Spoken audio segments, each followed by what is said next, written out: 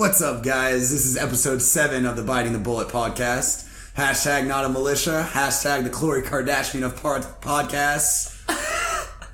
The fighting mongooses setting fire to the blunt of allowable opinion. What's up? God, it takes us so many tries. I know, dude. That's like, by the way, guys, that's like take 3 just for this intro because it's a mouthful, man. you got a lot going on up there, I know. Yeah, we don't want to do too much editing. Yeah. It's a fucking mouthful. So what are we doing? We're doing war on drugs today. Yeah, war on drugs. Probably go over the communist debates. Yeah, the commie debates, and then, talk about an actually communist nation that let the United States president in for the first time ever, North Korea.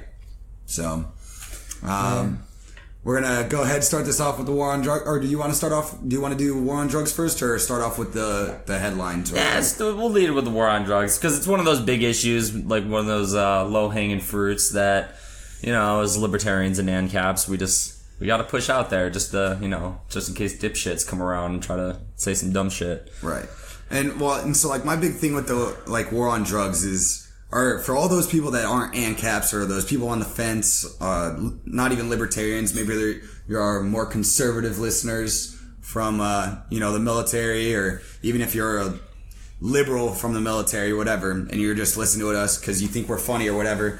We talk about these things, and it's, sometimes it's not always military related, but things like this, like the war on drugs, is pretty big for our ideals because it's very much a system that perpetuates the use of force through government monopoly. And I think it's a pretty big issue that could solve a lot of issues, just like ending foreign wars that we shouldn't be in.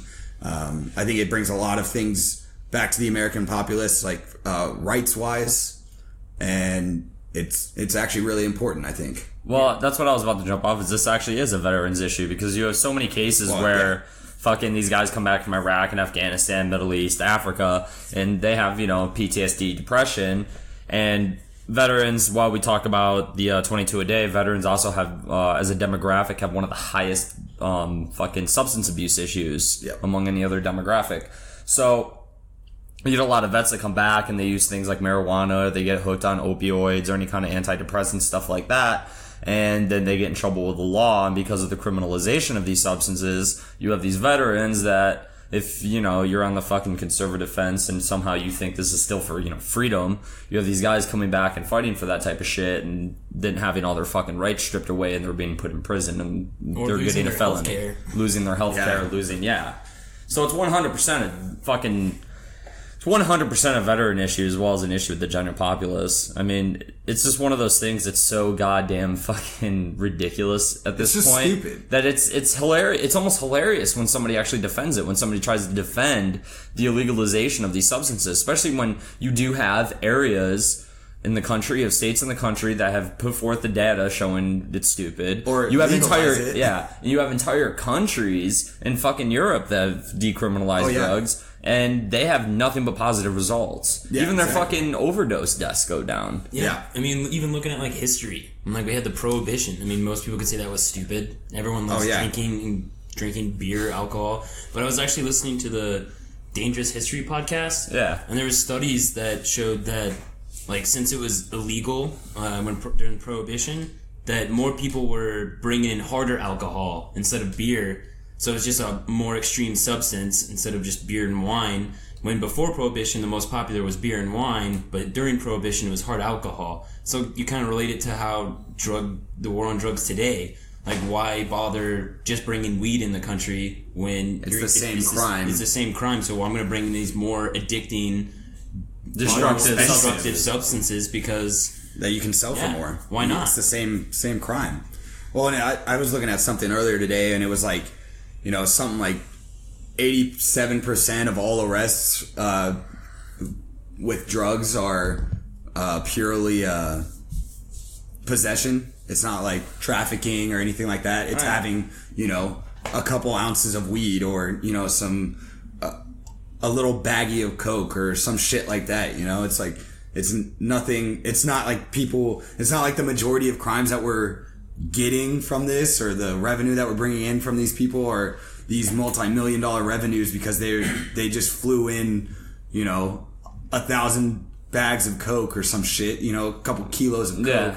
That you're not catching those guys. So what are you really doing when you're getting these fucking normal dudes that have a weed problem, or not even a problem, but like, smoke weed on the weekend, or smoke weed for their PTSD, or, do a little coke when they go out and party? Like, who gives a shit? And why is that the majority of our arrests? It's because the other things they can't control, or they actually control it, so they're not busting those things. Well, I think a lot of the reason they do those arrests is the fucking revenue they get from it. Exactly. The revenue the government is getting from the fucking war on drugs is redonkulous. And not only that, but it's completely inflating our fucking prison system to, like, a point that it's not even, like... It's not even designed to handle. Yeah, it can't. Because... we're trying to fucking legislate what people are doing with their own bodies, and the actual repercussions have become so fucking embedded within our society now that it'll take decades, even if you did decriminalize them, to get rid of those effects. Like things like, we got all these fucking liberals talking about ripping parents from fucking kids at the border. Let's talk about it in the United States. We incarcerate more of our population than any other country in the fucking world. More American citizens, percentage-wise, wind up in our fucking prison or legal system than in any other nation. That's fucking ridiculous. Land of the free. We're land of the fucking free, but we incarcerate all these fucking Americans. And that's what you're doing. Like, you take a fucking dude, you take a supplier of income away from a family for fucking even like the minimum, they call them the minimums, where it's like 2, 3, 4, 5 fucking years. Yeah. Fuck. Like, that's a fucking that chunk of a your family. life. And that'll ruin, And you're a felon. And you're a felon. For a while, you can't protect yourself. You can't work. Fucking your jobs immediately get eliminated. And most from importantly, you you can't vote. No, yeah, well, you can't vote. Not my voting. God, dude. And then even when you look at the history of it, like the history of marijuana legalization is directly tied to like wanting to fucking incarcerate Mexicans. Oh yeah, no, because that was the original, and it wasn't marijuana. Well, it was. This marijuana, isn't even the drug war. This is before the drug war was a thing. This is like the early 1900s. Yeah. So it was like, I think it was like the first record of marijuana. It was pictured in a newspaper, and it was because the newspaper companies, from what I've read, one of the biggest like contributors to the marijuana illegalization, prohibition basically, was because of the newspaper companies. There was other companies, smaller companies, using hemp paper, and it was making their papers cheaper, and they were getting bigger, and the big newspaper corporations had monopolies with the wood and paper making industry from wood. And it was like I think the one that I saw, it was like 1910 or 1915 or something like that. And I mean, the war on drugs didn't start until Nixon era. It was like 71, I think, when the war on drugs started. But I mean, that was the criminalization of hemp. And the picture in the newspaper that they ran as like their front page ad was a picture of hash, and hash is like, it's not really marijuana, but they called it marijuana, and it looked like it was spelled Mexican wise, and they were blaming it on That's why they kind of called it marijuana. Yeah, and they were blaming it on the illegals bringing it in, and so that was one of the first showings of. Because I think like the first, at least major exposures was the Southwest, like here, Arizona, New Mexico. There's a lot of Mexicans obviously that brought it up from Mexico, and then. But I mean, most of it was. Because this was like a New York paper. Most of these things were homegrown from people in the plant. We had giant hemp fields in the United States. Yeah, what's the difference between hemp and marijuana? Hemp has like super low amounts of THC, but it's still technically like marijuana. Yeah. Oh, okay. But that's what they originally made illegal, was hemp, and they tied it together with marijuana to basically kill two birds with one stone. You know what I mean? And so I think learning that kind of history about stuff is crazy, because it's like, holy shit, it's like they've been focusing on the two same subjects that we're focusing on today. It has nothing to do with anything, and actually doesn't do anything, because we've been focusing on it for the last 100 But without government, there'll be monopolies. Well, then you even see it's like one of like the progressive liberals' like fucking strongest arguments is about like the systematic racism in the fucking justice system, and it's like, you can make a really strong argument for that. And you even go back, like, there's actual, like, it's government fucking propaganda. Oh, yeah. Where it's like... it always comes back to that. Literally, there's, like, posters where it's like, you know, gotta get rid of the marijuana because it'll make your fucking daughters like black men in jazz music. Yeah. Like, it's absolutely, like, ridiculous by today's standards. And you see, like, these little minute versions of that throughout fucking history, and then you see the police do disproportionately target fucking minority communities farther than they target white communities. Oh yeah, well, and their fucking enforcement. And I don't think it has as much to do with race as it has to do with actual like power and fucking wealth. Yeah. Because you see a lot of times like minorities, if they have fucking power and wealth, they don't go fucking jail. Look at O.J. Simpson. Yeah, they don't go to fucking prison. Like, what are you talking about? Yeah. Side note though, on the O.J. Simpson thing, his Twitter is fucking hilarious. Oh yeah. Yeah. That shit is a gold mine of just trolling, dude. Like, every time he posts something, I don't really care about his video or whatever. I look at the comments. Are hilarious. Yeah.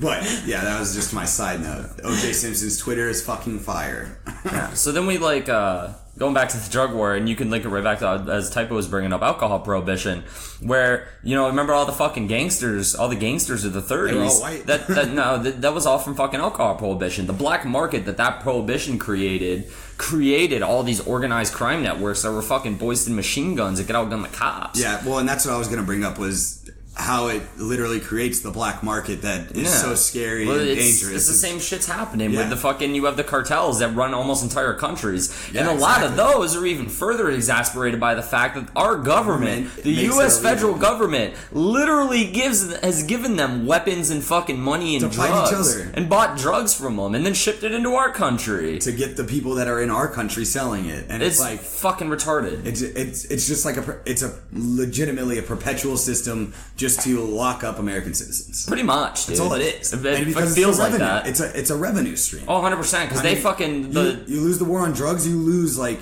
$50 billion in revenue. Oh, yeah. And then all of a sudden you have no... I'm sorry, but like then you also lose the civil asset forfeiture. Because that's like the biggest part of civil asset forfeiture comes from... drug crimes. Yeah, where do you think the fucking cops get all those Mustangs and shit? Yeah, they get them from drug crimes. It's crazy like that. Like, it's like a building block of our justice system in today's day and age. And it stems back to the early 1900s. It was probably before that, but that was just like the earliest I had seen. But like the 70s and Nixon, and then you have all the shit coming out with like the CIA smuggling in the drugs and fucking and Reagan was big on that shit too. And then introducing crack cocaine into black neighborhoods in LA and the Bronx and things like that, and it's like, holy shit, it's like we're just targeting people that can't ever pay this, and there was probably some fucking racial discrimination there. Well, yeah, because like during those time periods too, and like that's why who was going to listen to him? Like that's why I don't think it was less about power. Is that you look at the actual less about race and more about the actual power structure at that time. Because like we're not talking about today, we're talking about back then. I don't think police. I don't think police would be nearly able to fucking target those minority communities today as they could back then. No. They'd get fucking torn to pieces. Oh yeah. But back then when you barely see it like today, fuck man, they were arguing just to have like equal rights, like not even like 10 years before that. Yeah. And so it's like they don't have the power, they don't have the voice, they don't have the fucking infrastructure to fucking combat this. Trying to keep the black man down. Goddammit. But yeah, I just think it's crazy when you look at I think it's crazy that when you look at it historically and you look at these, even if you just look at specific time periods of when these things happen, and people still are like, oh no, we're doing it because it's bad for people, and it's like, alcohol is bad for people. Sugar's fucking bad for you. Sugar's bad for people. I mean, and then their argument, but it's way worse, and it's like, says who? Yeah, for real. I mean, ADHD medication, what is it? What's it called? Ritalin. It's like one... It's meth. It's one strand away from meth. It's meth. Yeah. It's fucking like, meth. Or not strand away, but it's like one... ingredient? Molecule, I think, or something like We're that. We're Marines, not biologists, not ladies and gentlemen. Or chemists. Chemists, that's the word. That's the one with shapes and shit, right? It's an amphetamine. It's legitimately an amphetamine. Yeah. And then there's methamphetamine, and then whatever fuck Ritalin is. But it's another amphetamine. And it's like... So one's better for the other because the government can has tax a contract. One. The government can tax well, they one. can tax and that then they too. have such a fucking crony capitalist system with those pharma companies that produce those fucking That's drugs. What I was gonna say. I was like, because honestly, I was reading something today again, but it was about like.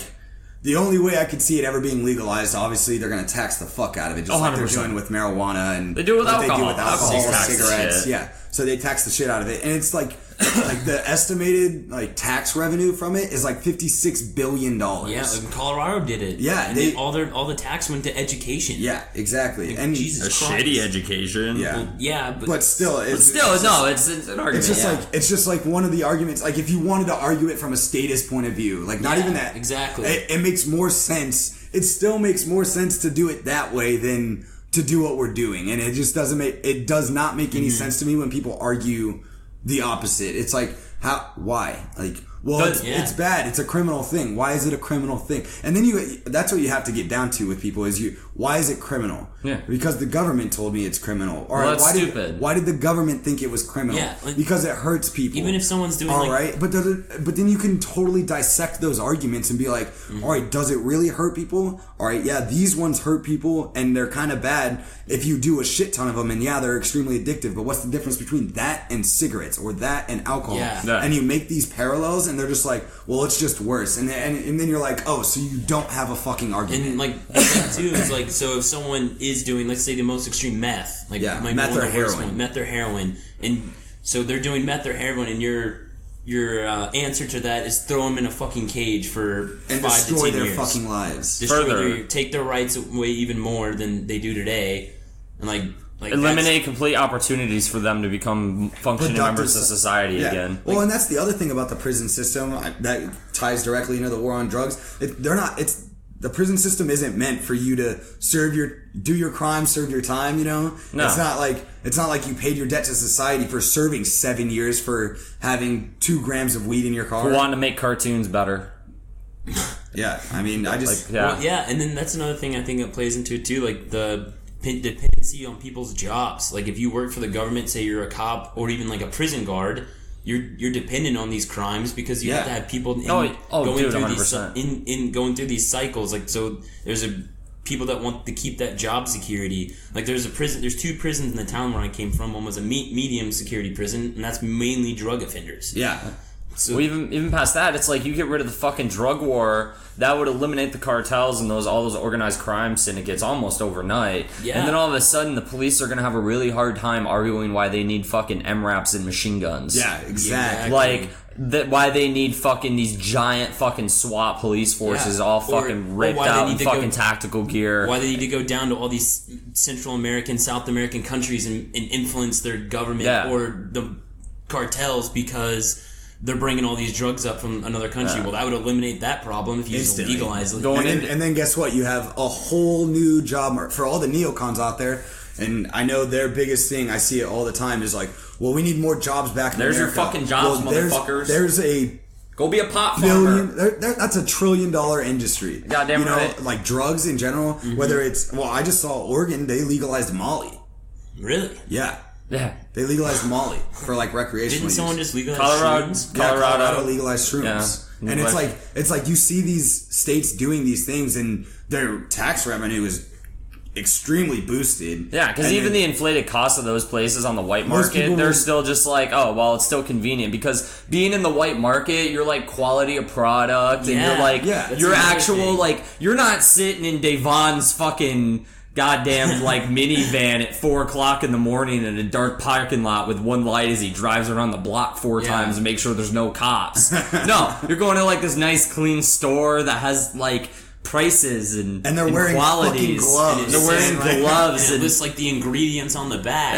Yeah, like they're all nice and they smile. There's a little water fountain in the back with some cookies next to it. It's just a pleasurable experience. Yeah, exactly. Yeah. It's like, well, and it's just like, why wouldn't you want that one? Not that I would know about it. But, you know, allegedly. To be fair. But what I was going to say, I said the plastic gloves thing because, you know, one of the biggest things, especially with, you know, heroin is, you know, 1/3 of the people that contract AIDS now and in non-sub-Saharan Africa contract AIDS through sharing of needles, and usually for drugs. And it's like, you give them a space where they can go do it. Mm-hmm. And I'm not saying it's right. I don't agree with using heroin. No, man, I make fun of tweakers at work all the time. Yeah. I mean, we worked with 2 tweakers all the time. They were fucking stupid. And I hated them. Stupid. I absolutely hated them. They sucked. Yeah, and that's another thing. We're not advocating people to go out and do these drugs. No. But I would rather them go out and pay for it. You know, like pay for it and not ruin their lives on the prison scale, but ruin their lives because they can ruin their lives. They have a chance. Fucking choice. They have a chance if they want to rebound and become fucking good people, or I want to say phrase it as good people. Fuck it. If you're a tweaker, you're a piece of shit. If they want to be good people, they want to become productive human beings again, it's easy for them. Yeah, and all they have to do is just beat their fucking addiction and go get a job, and they'll be fine. Yeah, they don't have to. Yeah, they don't have to deal with like I'm a felon. I have to go to probation officer. I have to do all this shit. Yeah, and then you totally get rid of that whole stigma of being a druggie or whatever. You get rid of that stigma, and people have no problem being like, "Oh shit, I need help." I mean, it's like with alcohol. So many Alcoholics Anonymous. Well, it's a stupid fucking program if you ask me. Yeah, but because it's all based off of like religious bullshit and stuff like that. But if it helps people, but if it helps people, whatever. But I mean, there's where I was going with that was that there's so many of these programs for, hey, if you're an alcoholic or a gambling, I see it on TV all the time, the gambling addiction, and it's like there's all these fucking programs. Most of them are fucking free. And you can just go and do it, and nobody cares. Your job doesn't care. Shit, I've seen jobs like reward people for being, 90 days sober from not drinking alcohol, and they have their little chip, and their jobs are like, hey, this is Bradley. You guys have seen Bradley around the office. We just wanted to congratulate him, and is that right or whatever? I don't give a shit. It's their prerogative, but. I just think it's you get rid of that stigma and that whole thing just goes away, and like everything that like the Central American countries, and then like the cartels, the prison system, overpopulation, like all of that just folds in on itself. And I mean you just create a little bit freer of a nation by just all you have to do is write a piece of legislation.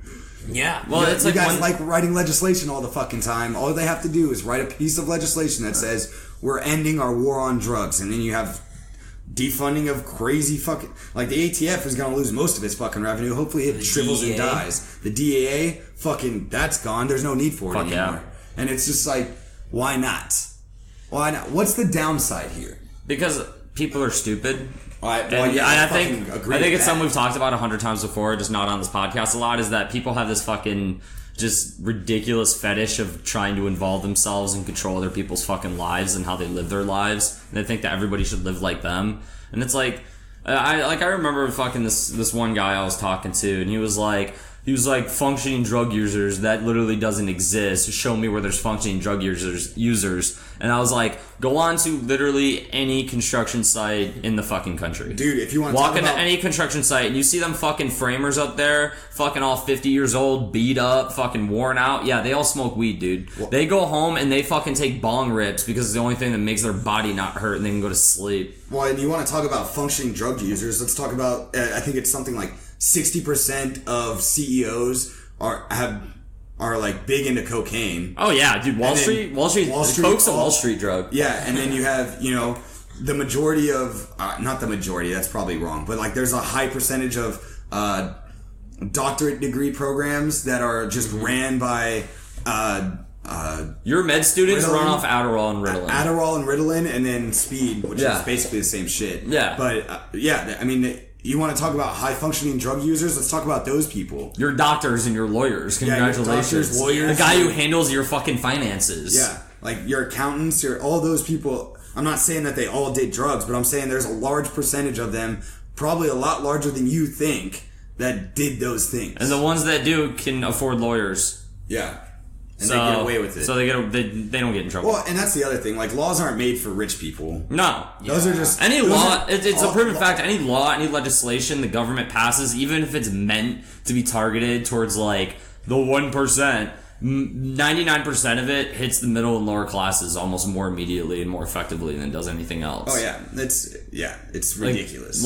Yeah, man, like, we have less money. You keep tacking more shit on top of us that stops us from achieving to getting more money or takes more of our money. It disenfranchises me when I make $27,000 a year more than it disenfranchises a fucking dude who makes 10 mil. Yeah, exactly. Ooh, you made him bring home 8 mil? Oh, like, are you fucking kidding me, dude? Yeah, go fuck yourself. Meanwhile, I'm fucking getting a couple $100 taken out of my fucking paycheck every month. And I'm like, oh, that's like my gas and shit. And it's like, oh shit, am I gonna be able to make rent? Yeah. So, like, it goes into, like, everything with police. Like, we talked about with, like, the things like speeding tickets and shit. And it's like drug crimes are the same fucking thing, man. Exactly. And the government, because it's so overloaded in its criminal justice system, which is something else we talked about before, about how the majority of fucking court cases wind up as fucking plea deals. Because they'll just tack on all these fucking charges because they've made so many laws and different legislation against drugs that you just for a possession charge, you can get hit with like fucking 4 crimes. Oh yeah. Like, so then they'll fucking plead you out and then you'll serve like,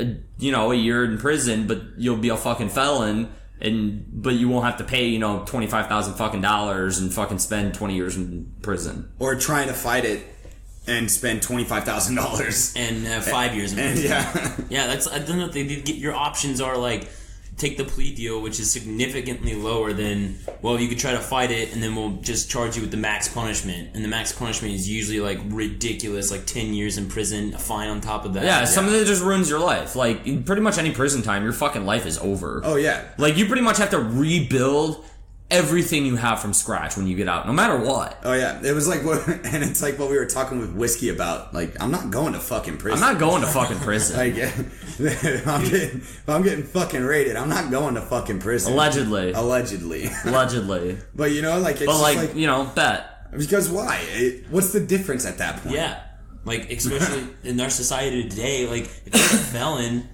like maybe not in our community because we see it fucking differently, but everyone else sees like a felon and it's just like, oh, that guy's a felon. It doesn't even matter what they're a felon for. Yeah. They just hear the word felon and you're a horrible person. Yeah, you're garbage. But then you have, exactly, you have felons that had, and well, you have they had a baggie of fucking weed on them and 520s, and they're like, oh, you were running drugs, and it's like, yeah. What? Yeah. Like, well, you have cash on you and there's weed in your car.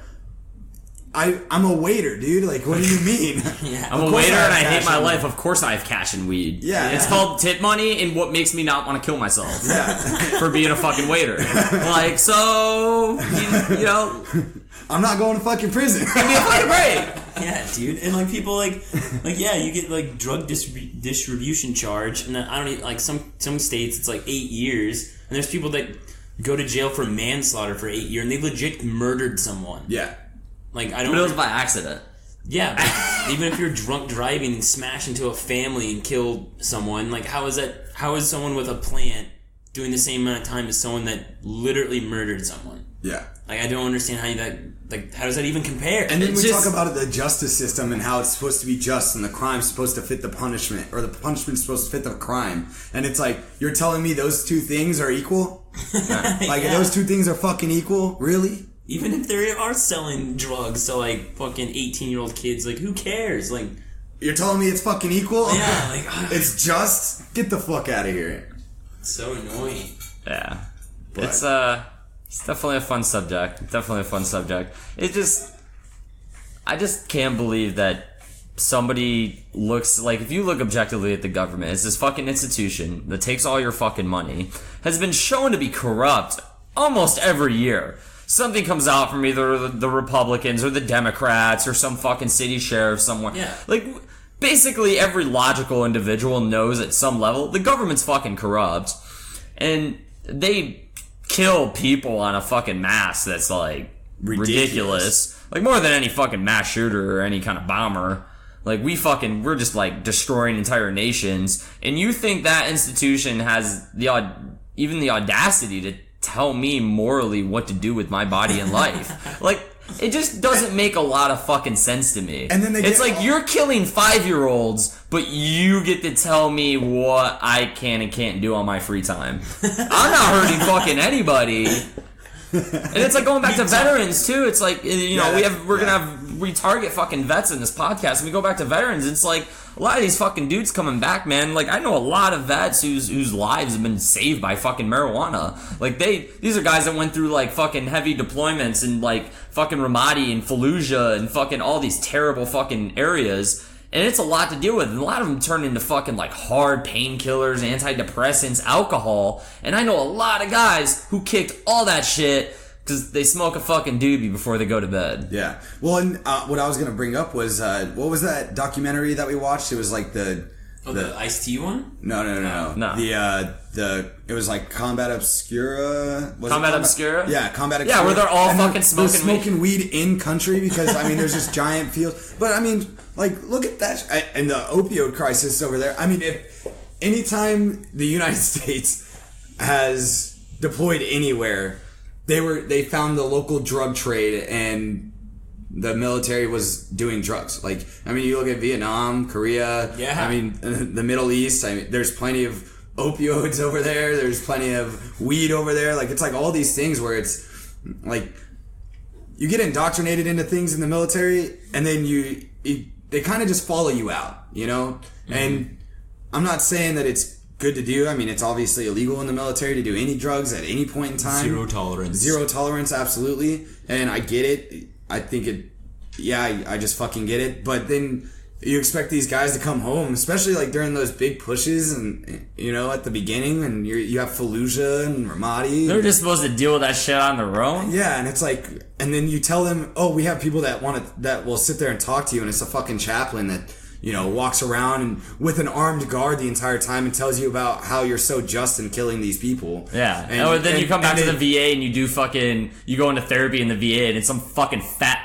bitch that like deserves to work at a fucking psychiatrist's office in a Walmart trying to tell me how like I shouldn't feel vulnerable in like large crowds after I've been shot at by like anti-aircraft guns and shit. Yeah, and then and it's just ridiculous, and it is very much a vet problem where, you know, the war on drugs. I think it affects the veteran community a shit ton, especially when you talk about marijuana and things like that. Just because, I mean, it's shown to have a lot to do with like reducing anxiety and, you know, relaxing people's nerves. And dude, there's studies where they're dropping DMT and acid to fucking deal with PTSD. That's a new thing where I've seen that, and that was one of the reasons why Colorado legalized shrooms is, you know, those mind altering drugs where they do that in a office like with their psychiatrist, and they microdose it the entire time. And then they talk through their fucking problems, and they're just fucking sitting there high on shrooms. I was like, that sounds fucking dope. I think I can solve a lot of issues doing that. I feel like I'd want to talk a lot more. Yeah, dude, right? Yeah, and even like, just to think like these same government employees aren't doing these drugs. Like, you're lying. You're fucking on. I know Marines that literally came back from leave, like Christmas leave, and they're like, dude, I did enough cocaine to kill like 6 people. Yeah, exactly. And then they have like a condom of pee and they're fucking tied off in their fucking pants because we have a piss test. And because nobody actually checks the Pecker, so he's just like tearing a little hole in his fucking condom of pee to like squirt it out in the fucking cup. And he usually busts, and then the person that's checking is like, really, dude? You really? And you just like walk away because you're like, you don't really give a shit, but you got put on this Pecker looking duty, and you're like, God damn it. Yeah, dude. I want to see all your weird looking cocks. My first sergeant made me stare at his dick. Like he like made me talk about that, Jerry. Like he like need help. Like cause like I like no because I did like you guys should have seen the face he made. It looked like he was remembering. Is like that where your PTSD's from? Like no, I did my like duty. I would stand off to the side and I'd be like, all right, it's a real dick, and like there's no fake dick there. He fucking looks at me. He's like Corporal, get over here right now. And I was like, I have first sergeant, and he's like, no, stare at my fucking dick. He's like, you have to ensure that the fluid is coming from the tip of my cock into this cup undeterred. Like, it has to go straight in. You have to ensure that. That is your job. I'm like, I first sergeant. And then he's like sitting there pissing in this cup, and he looks at me, he's like, well, tell me you've ever seen a dick bigger than this. I was just like, There's a lot of black dudes I went to boot camp with for sergeant, so... Was he a white guy? Yeah. Fuck yeah. You're like, you got a tiny Pecker first sergeant? Yeah, like, it was alright, man, but like... it was good. On a grade of... I'd be happy if I was him. A to F, you know, like, where's he at? Like, give it a B. Was he hanging a little left or a little to the right? A little right. Nice. Well, then you have those assholes in the Marine Corps, too. I mean, we're kind of going off on a tangent. They have to take a shit. They have to take a shit while they're doing it. Because they So can't like- pee, so then they had to... So you have to open up the stall and they're just taking a shit and they're laughing the entire time, taking a piss. Because it's always the most fucked up spread dudes. eagles. Yeah, they're spread eagle and they're like taking a shit and then trying to piss into a cup and you're like, and it's the Marine Corps. It's you, and it's always, dude. I feel like it was like right out. Yeah, it's usually every time we come back from leave and it's like that day. So they're eating like all this shit food from the chow hall, and so their assholes blowing up anyways. And you're just like, you fucking dick fuck. I hate you. Dude, that was the worst part about picking up NCO. Like, they come fucking find you via Pecker checker, and you're like, oh my god. Hell yeah. Pecker checker, dude. Dude, that shit's fun. Alright, you That guys shit's want to fun. move on? We can talk about the Democratic commie debates? Yeah, we'll talk about the commie debates. I mean, most of our followers probably saw us on Twitter live tweeting that shit. Yeah, I was just kind of... Jared and I. I hate everybody. I hate humanity. The Democratic debates just hurt me inside. And I'm just like... At this point, I just chose... I believe Kamala Harris is the most boogaloo-worthy candidate. Because she has all the same gun grabby as Eric Swalwell, but she has testicles. Yeah. And like she's a cop, so she only knows like force and That's a brutality man, and like beating people because she's a cop. Yeah. So like I believe that she's it. Like a lot of people like I do it myself. I like to go after Eric Swalwell a lot because it's easy. But I truly believe that she would have the fortitude and the balls to be like, no, I want local municipal tyrants to go into those neighborhoods and confiscate weapons. I believe Kamala Harris is the one we've been looking for. Yeah.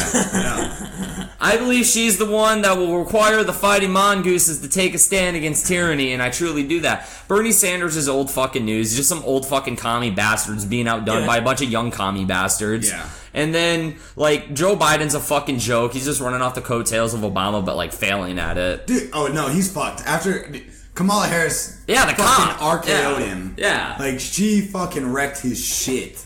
And it wasn't even like a good wrecking, but it was just like enough to just... Like, Enough to beat out Joe Biden. Yeah, like Joe Biden's fucked. Because his polls are inflated. He has to be. There's no way people are like, yeah. And like, no, fuck you. Especially after that. No, he fucking died. Tulsi Gabbard, still a fucking gun-grabbing commie that just doesn't want to be in... That wants to do a bunch of fucking big public planning because she's stupid. Yeah, and she just... And, like, the whole thing is like, oh, she's the most libertarian and blah, blah, blah, blah. She's not like, libertarian. no, she's not anti-war. She's anti-interventionist. She's anti-interventionist in the Middle East when it comes to Saudi Arabia. Yeah. If you can literally go to her page, like her Tulsi Gabbard campaign page, and you can see her non-anti-interventionism in Russia and the Ukraine, China and the Koreas, like all these other places. Like, she's not anti-intervention. She's just anti-intervention with Saudi Arabia. Well, yeah, 'cause she's still a fucking progressive Democrat. She still wants power. She still wants to, sway that power. Exactly. Like, there's nothing about her being in the fucking military. Like, I hate the shit that, like, all these people... That's one thing she actually kind of irritated me with, is that she had to mention that she was a veteran, like, every 3 fucking seconds. Like, bitch. She talks like... I fucking get it. You talk like one of my fucking boots that never fucking deployed. Yeah. That's like how everybody was in the Marine Corps every fucking 4 minutes. Shut the fuck up. And she talked for all of, like, 3 minutes and 50 seconds, and I think she said, I'm a military veteran, probably 5 times. Yeah, but she did slaughter that Tim Ryan bitch, though. That was fun. That was awesome. I think it's just interesting, though, like... I mean, I'm not saying I support Tulsi Gabbard, but every time someone talks about, like, anti-war, at least an anti-war stance, I think I tweeted about this, but it's just weird that, like, I mean, she was the most searched candidate on Google after the... Yeah, on a couple of polls. And when you have that stance of, like, anti-war, like, a lot of politicians always shoot up in the polls. And it's just interesting that... It's like, oh shit, maybe America thinks this way. Maybe most Americans don't want to be in these wars. And I'm not saying I support Tulsi Gabbard, I just think... But she's the only one that separates herself from any of these other people. I completely agree with you on that. And that's why, I'm not... Yeah, I don't support Tulsi Gabbard at all, but I like hearing her talk about it because it gets it into the mainstream, and I'm hoping some of these fucking Democrats and these liberals are like, oh, maybe we shouldn't be there, you know? Like, because I feel like a lot of America, not all of it, and maybe not majority, but at least the majority of voting America is still very much anti-intervention in the Middle East. And I think I think it's crazy that they are. I don't understand it. Yeah. It's like the same thing with the drug war. I just don't get it. And like, I mean, fuck, dude, like, gang. A lot of the Democrats, like, most of all their talking points are all the same thing. They were just out commenting, like, being a Bill de Blasio, I have a black son. Dude, like, Bill de Blasio fucking using his black son's race card. That's something I've never seen that shit before. Speaking Spanish. Oh my god. Beto O'Rourke, whose real name is fucking Robert. Trying to speak Spanish was hilarious. Cory Booker's Spanish wasn't even good, and I don't even think he said half the things he was like trying to say. It was like I saw a lot of people commenting. I'm not a fucking Spanish expert by any means, but I mean, you grew up in Arizona. That's true.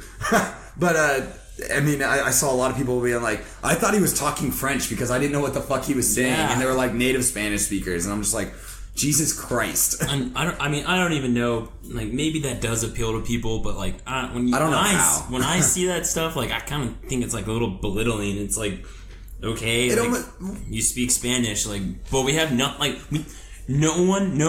middle class American or poor class American has anything in common with these people. They're all fucking lizard people. They're on a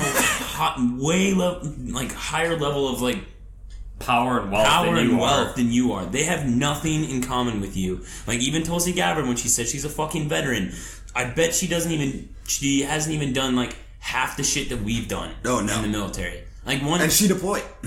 Like, it's to a hospital, so I imagine she saw like a fuck ton of empty shit, and I believe her when she talks about like seeing the cost of war. I completely agree. I'm like, yeah, dude, I sat on a fucking Afghan PB and I just like watched like a bunch of dudes that got blown the fuck. And, I'm like, oh man, that's sick. Yeah, and I honestly do appreciate her stance on at least the Middle East, and I think it's a good, like, her only good idea that she's trying to spread, and I think it's a great idea. But besides that idea, like, we have nothing in common with her. Like, once you get in that level of politics, like, people are like, they're different. They're not even fucking people. And then there's the fact that there's a good chance she might just be fucking lying, guys. Yeah, I mean, like, it's happened a lot of times to us before. We've had anti-war candidates win elections and not be anti-war politicians upon winning the election. And it's just Bush. It's just so bullshit that like pretty much whoever you vote for decides what wars we're going into or not going into, and it just goes back to like that's not even what this president's supposed to do, dude. And I was so annoying. So it was really funny. Like, today, all I did, I was sitting at work and I was watching a whole bunch of Rand Paul, like, during his debates when he was running. Yeah. And he was just like, Santorum. He was arguing with Santorum. Rick Santorum, right? I think that's his name. I'm going to go with what you're saying, bud. Rick Santorum. Yeah, last time you didn't. I was fucking right. Yeah, dude. So you're right this time. Go ahead. You said it with you didn't really say it with confidence. I'm also sober this time, though, so there's differences. Yeah, I'm pretty sure it was Rick Santorum. I don't even know if I'm saying that right. But anyways, he was arguing with him and talking about how, like, he should, like, Rand Paul, what Tulsi Gabbard should do is what Rand Paul did. And he was like, yeah, you voted, or like, this guy voted in the invasion of Iraq, and now he's like saying that we should still be engaged, kind of like the Tim Ryan did. Ryan guy. We should still be engaged. Was it Rudy Giuliani? No, that's Ron. Yeah. Oh, gotcha. But and then Ron Paul was just like, no, see, this is the problem. These key people will continue to perpetuate, and even though they were fucking wrong, they will try to walk everything back and make it sound good because they're running for president and just do the exact same things. But they're going to run on that because they know it's a good sell point. And I think that one of the other things was the No Child Left Behind Act, and that's what they were arguing about too. And he's like, he voted for it, and now he's running on repealing it. And he's like, do you really think he's going to repeal it? This is the thing that's wrong with our system right now. Mm-hmm. It's bullshit. And it's like, yeah, no fucking shit. And that's all, honestly, that's all I got from the Democratic debates. Well, yeah, dude. It's such shit like Bernie Sanders. He's just pure rhetoric. He didn't even answer a fucking question. No, nothing. He's basically none. 100% pure left wing rhetoric. That's all he is. Oh yeah, definitely.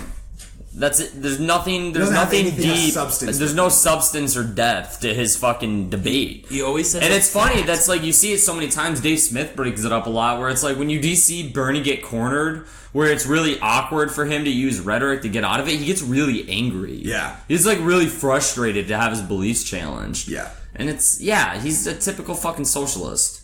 Basically, he always says like a fact about like people going to college or something.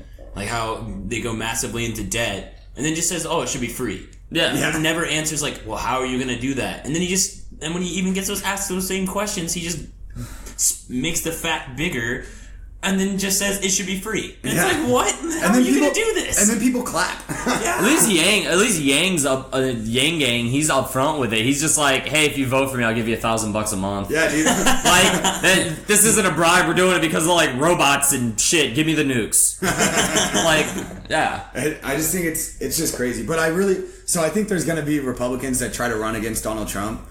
Yeah, maybe. I really think there's going to be a few, just because the establishment Republicans hate Donald Trump. What's Bill Weld doing? Is he still running? I don't know, man. I don't keep up with him. Good old Bill. But you know what I mean? Like, I just think like the establishment or Republicans hate Donald Trump, so they're going to try and run. I don't think they'll get anywhere, but I can't wait if they do to have like, the Republican debates, and I can so I've been fucking around with all the commies on Twitter, the socialites and shit, doing their Democratic debates, but I can't wait for the Republican debates if they do have them, and just get to call all the neocons fucking socialists. Yeah, 100%. Because that's all they fucking are. They're just red socialists. Dude, and that's what's upsetting, is if that you don't see a lot of Republicans come out against Trump, and there won't be a lot of debating, because let's be honest here, they might not pick up popularity, then they'll just fall like right to the wayside. Oh yeah. So like it kind of upsets me that we're only going to be able to see one of these Democrats debate Trump, and they're going to get destroyed. It's going to be funny. I'm really curious. Who's going to win the Democratic primary? I think Kamala Harris is going to win the Democratic. I fucking hope she does. She's our best chance at a good boogaloo. Yeah. I honestly think Kamala Harris is the one that's going to win the Democratic primary. I think she's the cop. She's the cop. She's great at lying. She's great at being a politician. That woman's locked up so many goddamn black, fucking people in her goddamn life. Her black folk. She's locked up so many of them black folk. No, but seriously, she's locked up so many fucking people. Fuck, I love it. Just, yeah. Come take the guns and fucking give her the nukes. Let's see what happens. Yeah. I'm about it. Yeah, I just think I think she's gonna win the Democratic primary. And I think she's gonna she'll go up against Trump, in the debates. And I honestly think they're gonna attack Trump for all the wrong reasons, just like Hillary Clinton did. They're gonna try and play his game, try and slander him. Russia! They're gonna try and do all these things, and it's just gonna be like, as stupid as the American public is sometimes, I think there's so many fucking trolls in America right now that they're gonna vote for Trump just to watch people's heads explode. Yes. Yeah, I can't wait. Oh, dude, if Trump wins, and I really believe he's gonna win again in 2020, which is, I just can't believe I get to live in the time period where Donald Trump, a TV star, is gonna be a back-to-back winner of the presidential, he's gonna be the president of the United States twice. Yeah. That's fucking funny. Well, yeah, I look at it this way. No matter who it is, we're going to get John McCain anyway, so I at least want the guy that's going to piss everybody off the most. I want the guy that's going to make the office look the most illegitimate in the eyes of stupid people. I think Trump does a great job about that. Yes. Until he does shit like he did today. Yeah, that's true. Fucking the first United States president to be in North Korea. Yeah. That's insane. Yeah. That's fucking insane. And then there's people mad at, the left is mad at him for making peace with North Korea. Yeah, dude, what? They don't care. There's no, anti-war left. There's no principles. It's just my team versus your fucking team. We're in the Super Bowl. The Super Bowl of who gets the nukes. We have the nukes. It's that asshole song by fucking Dennis Leary. Yeah. I'm an asshole. That's literally what it is. It's like, who can be the biggest asshole for the United States and still become president? Pretty much, dude. And it's I'm an asshole. I think I'm a pretty big asshole most of the time. I shouldn't be in charge I don't want to be the president of the United States. There's a reason I'm a plumber. Yeah.